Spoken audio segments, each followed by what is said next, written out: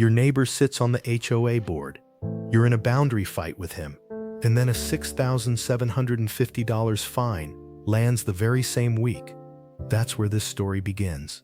For months, the family argued with the man next door over a thin strip of yard and some garden beds.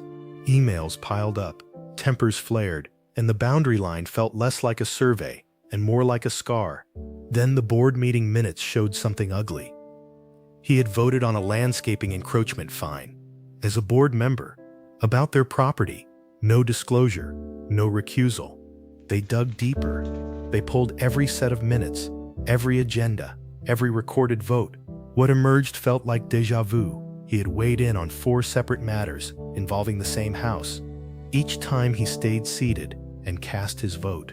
That's not just awkward, it's a fundamental rule of fairness. You don't sit in judgment of your own case. Conflict of interest isn't a suggestion, it's a basic legal and ethical principle. What they did next was methodical. They built a spreadsheet, dates, motion titles, vote counts, and the specific conflicts.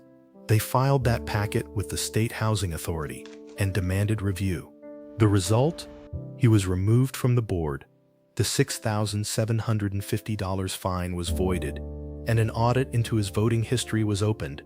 This isn't about revenge, it's about accountability. Neighbors can be board members, but board members can't be judges in their own dispute. If you suspect unfair treatment, document everything. Track meetings, votes, and correspondence. Bring evidence to the right authority.